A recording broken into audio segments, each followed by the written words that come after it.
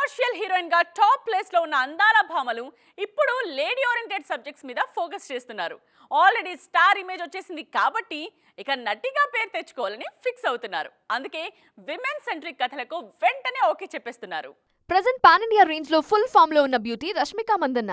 Bollywood movies తో పాటు south movies లోనూ ఫుల్ బిజీగా ఉన్న ఈ భామ ఈ గ్యాప్ లో ఓ లేడీ ఓరియంటెడ్ మూవీకి గ్రీన్ సిగ్నల్ ఇచ్చారు. రాహుల్ రవీంద్రన్ దర్శకత్వంలో ది గర్ల్ ఫ్రెండ్ అనే సినిమా చేస్తున్నారు. లేడీ ఓరియంటెడ్ సినిమాతో సూపర్ హిట్ కొట్టాలని చాలా రోజులుగా ఎదురుచూస్తున్న కీర్తి సురేష్ కూడా 2024లో బిగ్ ప్లాన్ తో రెడీ అవుతున్నారు. హోంబలే బ్యానర్ లో రూపొందుతున్న రఘుతాత సినిమాతో బిగ్ హిట్ ను టార్గెట్ చేశారు. వరుస ఫెయిల్యూర్స్ తో ఇబ్బందుల్లో ఉన్న పూజా హెగ్డే కూడా 2024లో సోలో హిట్ మీద కన్నేశారు. తమిళ డైరెక్టర్ అజయ్ జ్ఞానముత్తు క్యాప్టెన్సీలో లేడీ ఓరియంటెడ్ సినిమా చేస్తున్నారు జిగేల్ రాణి. బాలీవుడ్ లోనూ ఈ జోరు గట్టిగా కనిపిస్తోంది. ఉల్లాస్ తో జాన్వీ కపూర్, జిగ్రాతో ఆలియా భట్ మరోసారి లేడీ ఓరియంటెడ్ సినిమాల వైపు అడుగులు వేస్తున్నారు. ఇప్పటికే లీడ్ స్టార్స్ గా ప్రూవ్ చేసుకున్న ఈ బ్యూటీస్ మరో బిగ్ హిట్ ను టార్గెట్ చేస్తున్నారు.